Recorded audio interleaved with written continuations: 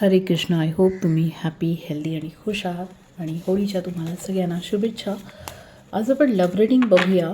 मार्च महिन्यामध्ये ओव्हरऑल तुमची love life कशी असेल. ठीक आहे. सो ही एक जनरल रिडिंग आहे. Current situation of love life काय आहे बघूया. जे पण व्ह्युअर्स आहेत त्यांची current situation of love life. Current situation मला असं दिसते की तुम्ही मिस करत आहात तुमच्या पार्टनरला.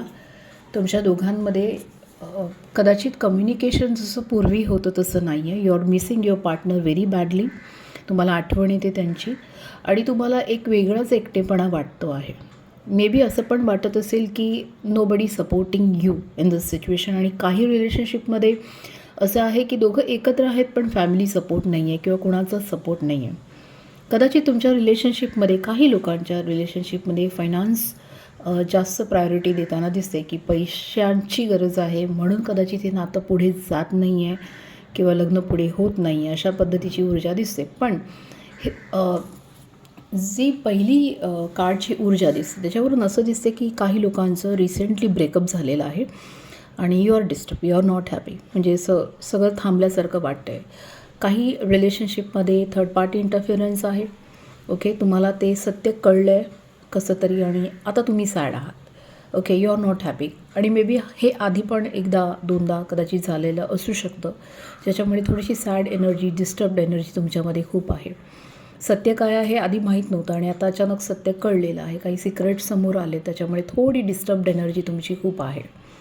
ओके, कळत नाही आहे तुम्हाला काय करावं की हे हिडन सिक्रेट्स अचानक कसे काय समोर आले. सो मे बी सिक्रेट्स आल्यानंतरच तुम्ही हा डिसिजन घेतला असेल ब्रेकअपचा किंवा तुमचे पार्टनर तुमच्यापासून लांब केले असतील.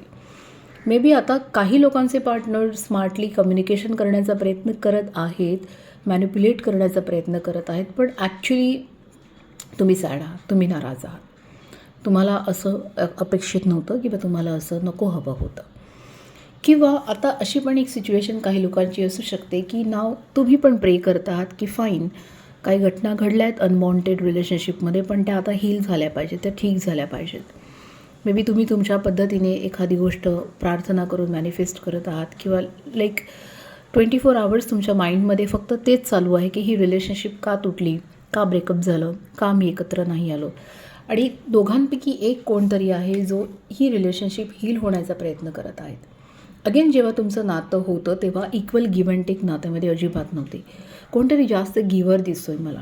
कोणीतरी हार्ट चक्र इतकं ओपन केलं समोर, बट दुसरा फक्त रिसिव्हर होता या रिलेशनशिपमध्ये. तो जो हॅपीनेस मिळायला हवा होता तसा मिळाला नाही. आता तुमच्या दोघांमध्ये जी ऊर्जा आहे ती एकदम शेकी मोमेंट आहे. Of course involvement of third party, involvement of third energy, त्याच्यामुळे हे नातं हललं आहे, हे नातं शेकी झालेलं आहे. नात्याचा विश्वास तुटलेला आहे. फाउंडेशन पण बऱ्याच लोकांचं तुटलेलं आहे आणि एक अंधुकसा अंधार आलेला आहे. आता तुम्ही घाबरताय, तुम्हाला थोडी फिअर आहे. तुम्हाला असं वाटतं आहे की पुन्हा हे घडलं तर, कारण की हा अनुभव तुमच्यासाठी फार विचित्र आहे. यू आर नॉट हॅपी आणि म्हणजे सॅड तर आहात पण एक फिअर आहे, एक भीती आहे. ओके, आणि ॲक्च्युली तुमचे पार्टनरला तुम्ही जेव्हा विचारता काही कन्फ्रंटेशन होतं आहे तर तुमचे पार्टनरसुद्धा स्वतःकडे एक बाउंड्रीज घालून आहेत. सत्य काय सांगायला तयार नाही आहेत. स्वतःला स्मार्टली डिफेंड करतात. तुमची ऊर्जा मला आता असं दिसते आहे की लाईक तुमचं प्रेम आहे, तुम्ही इमोशनल आहात. ओके, तुम्ही प्युअर सोल आहात.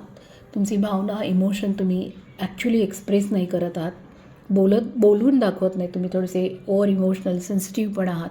पण आता तुम्ही थोडासा पॉज घेतलेला आहे नात्यासाठी.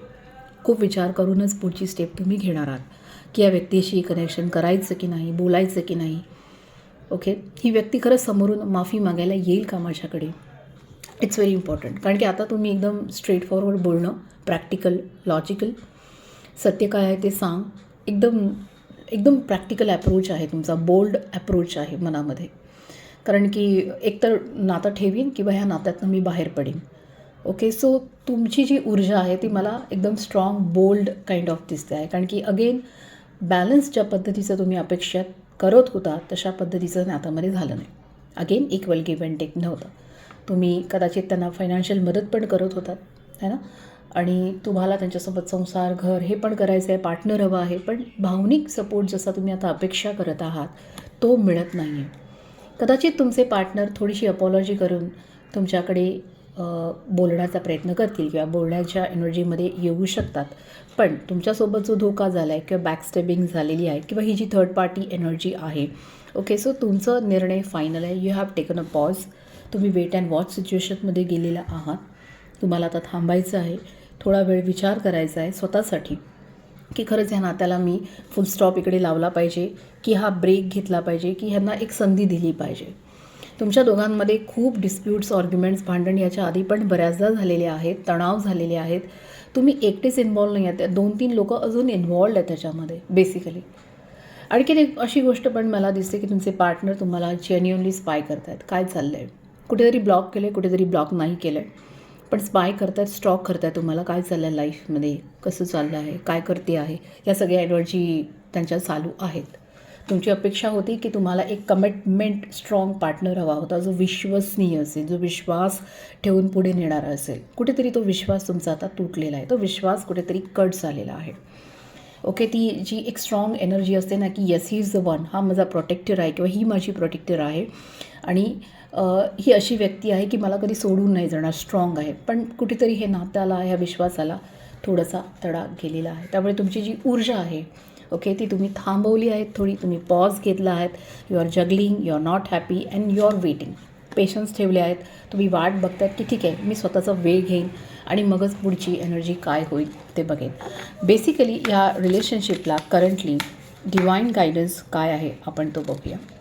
ओके, सो डिवाईन गायडन्स आणि तुम्ही काय ॲक्शन घेऊ शकता, हे 3 कार्ड्स मी ते काढलेले आहेत.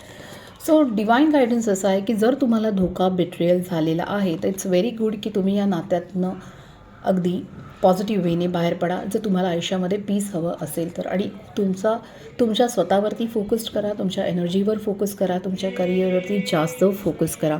हा तुम्हाला स्ट्रॉंगली डिवाईन गायडन्स आहे.